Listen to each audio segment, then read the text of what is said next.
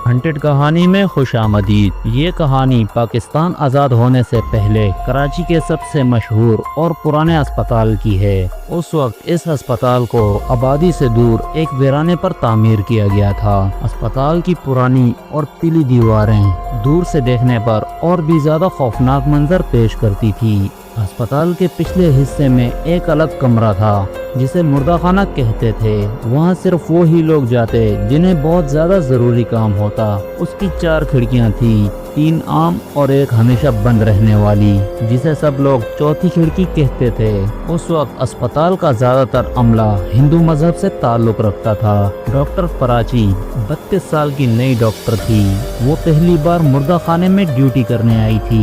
किताबों में तो सब पढ़ा था, मगर हकीकत में लाशों का सामना पहली बार हुआ था, इसलिए वो अंदर ही अंदर डर भी रही थी। वहाँ उसकी मुलाकात रघु से हुई, जो पिछले 30 साल से मुर्दाखाने में काम कर रहा था।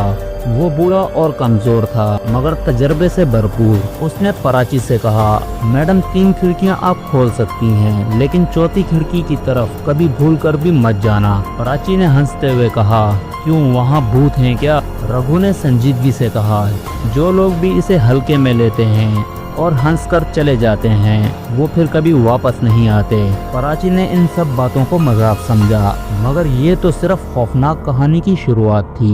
फराची अब रोजाना ड्यूटी करती, रिपोर्ट्स बनाती और घर वापस चली जाती। वो चौथी खिड़की को नजरअंदाज कर रही थी, जब तक फराची ने एक दिन गलती से एक ताज़ा लाश की टेबल चौथी खिड़की के सामने ना रख दी। इसे मालूम नहीं था कि ये छोटी सी गलती कैसे इसके लिए खौफनाक रात ले आएगी। वो अमावस की रात थी, यानी अंधेरी रात। फराची अकेली ड्यूटी कर रही थी। अचानक लाइटें बंद होने लगी। रघु ने दरवाजे के पास आकर कहा, मैडम आपने खिड़की के सामने टेबल क्यों रख दी है? आज अमावस है। फराची ने पहली बार डर महसूस किया।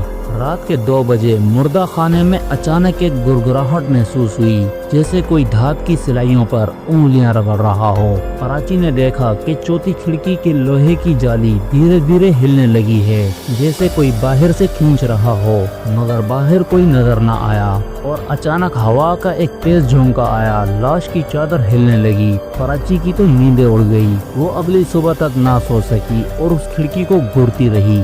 अगली सुबह फराची ने सबसे पहले रघु से बात की। कल रात कुछ अजीब हुआ था, इसकी हकीकत क्या है, आप मुझे बताएं। रघु ने कहा, चौथी खिड़की में जो चीजें हल्की समझी जाती हैं वो इंसान को तकलीफ देती हैं। इससे ज्यादा मैं नहीं जानता। अगर आपने इससे ज्यादा गहराई में जानना है तो अस्पताल के डीन से बात करें। फराची ने फैसला किया कि वो डीन से बात करेगी और इसकी सच्चाई जानकर रहेगी। फराची डीन के दफ्तर में गई और उसे सारी बात पूछने की कोशिश की।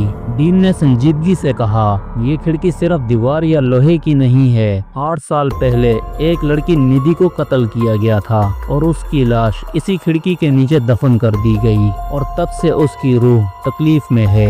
जो भी इस खिड़की को छेड़ता है, निधि उसका कत्ल कर देती है। फराची ने फौरन फैसला किया कि वो निधि की रूह को सुकून दिलाएगी। इसने मशहूर बाबा नाथ को बुलाया। बाबा ने चौथी खिड़की के सामने तांत्रिक से अमल किया। रात के 3 बजे थे। खिड़की की जाली हिली और हवा चलने लगी। खिड़की के बाहर एक लाल साड़ी में लड़की नजर आने लगी, जो कि शायद निधि की रूह थी, और वो जोर जोर से कह रही थी, मुझे इंसाफ दो, मैं हर रात इंतजार करती हूँ। फराची ने उससे कहा, तुमसे वादा है, मैं तुम्हारा आखिरी रास्ता बनाऊंगी और तुम्हें सुकून दूंगी। अगले दिन फराची ने निधि के केस को दोबारा खोला। DNA और अस्पताल के रिकॉर्ड के जरिए उसके खानदान तक सच पहुँचाया। उसके खानदान ने हिंदू मजहब के मुताबिक उसके जिस्म की आखिरी रसूमात पूरी की। 1 हफ्ते के बाद नदी के किनारे निधि की आखिरी रसूमात अदा हो गई। उसी रात मुर्दा खाने की चौथी खिड़की खुद ब खुद बंद हो गई।